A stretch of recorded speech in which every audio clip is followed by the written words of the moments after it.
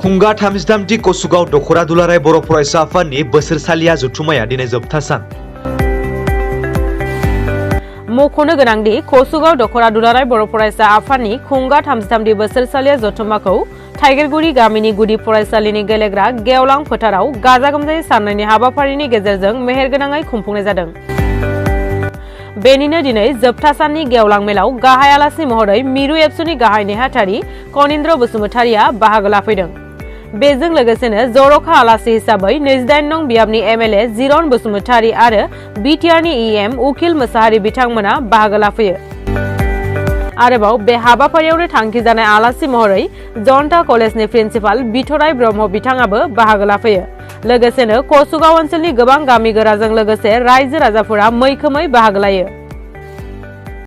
दिनै कसुगाव दखरा दुलाराय बर' फरायसा आफादनि गेवलां मेल बिथांमोननि जथुम्माजों सोमोन्दो लाखिनानै बे हाबाफारियाव बाहागो लाफानो मोननानै आं जोबोद गोजोनग्लायनाय मोनदों। मानो गोजोनग्लायनाय मोनदों होनोब्ला बे हाबाफारिया जे रायजो राजानि जथेस्थ' अनसायनाय मोनदों। रायजो राजानि मदद आरो हेफाजाबनि गेजेरजों फैबाय थानाय समाव खामानि मावलांनो दखरा आफादा गोबांथार बेवहाय थांखि लादों। बे बाथ्राखौ जोङो दिनै मिथिनो मोनबाय।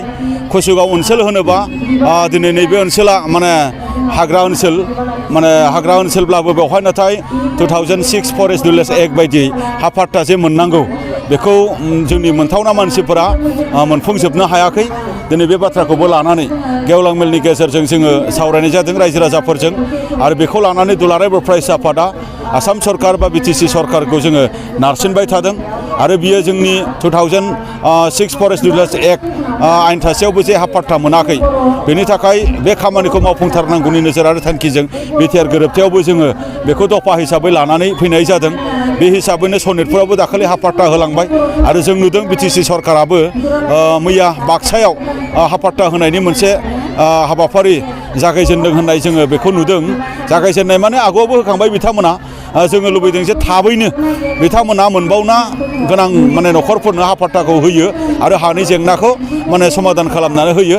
आं बेखिनि बाथ्राखौ दिनैनि बे गेवलां मेलनि गेजेरजों आङो सरकारनिसिम दाबि दैखांहरदों आरो आङो खावलायहरदों। लोगोसे बे ओनसोला जोबोद मिथिंगाजों समायना रमायना बुंफबनाय बर' गामि। बे ओनसोला आबाद बिथिंथिं जौगानो हानायनि गोबां खाबु दङ। बे ओनसोलाव गोबां बेबायदि आबाद बिथिंजों जौगानायनि खाबुआ जिहेतु राहाया दङ। बेहाय आबाद बिफाननिफ्राय बा एग्रिकालचार डिपार्टमेन्टनिफ्राय जथेस्थ' जोङो बेवहाय हाबा मावनो गोनां दङ। दिनै सरकारि भाबैबो डिपार्टमेन्ट भाबैबो आरो जों हिसाबै जों जिखिनि एवारनेस जोङो लानायनि बाथ्रा बेखौ जोङो फैबाय थानाय समाव जोङो नाजागोन। लोगोसे जोंना रायमना नेसनेल पार्क बियो नांजाबनाय बियो मोनसे ओनसोल जाहैबाय।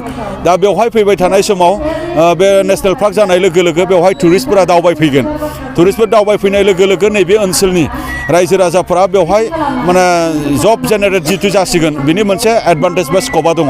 बिनि थाखाय आगथियाखे जोंनि नैबे ओनसोलनि रायजो राजाफोरखौ जोङो बोरै सांग्रां खालामनो बे बिथिङै जोङो दिनै रायजो राजाफोरजोंबो जोङो सावरायनाय जादों आरो जों मिथिदों जे रायजो राजाफ्रा बे बिथिङै गोबां बाथ्रा मिथिनो लुबैदों आरो खाबुखौ लानो थाखाय सोरनिबा मोनसे लामा दिन्थिनाय दिनै बिथांमोना हास्थायदों। बेखिनि बाथ्रा लोगोसे दिनैनि बे गेवलां मेलनि गेजेरजों जोङो रायजो राजाफोरनो बेखौनो मिथिहोदों जे गोरोबथायाव थानाय दफाफोरा मा दिनै मावफुंजाखो आरो मा मावफुंजाबावनो आद्रा दङ बे बाथ्राफोरखौ बुंदों आरो फैबाय थानाय समाव आद्रा थाबावनाय दफाफोरखौ मावफुंनांगौनि थाखाय जोङो ज' रायजो राजा बा सिगनेटरि अर्गानाइजेसनफोर जोङो खामानि मावलांनो थाखाय जोङो जिहेतु जुजिबाय थादों बे बाथ्राफोरखौ जोङो खौरां हिसाबै रायजो राजाफोरनो जोङो मिथिहोनाय जादों।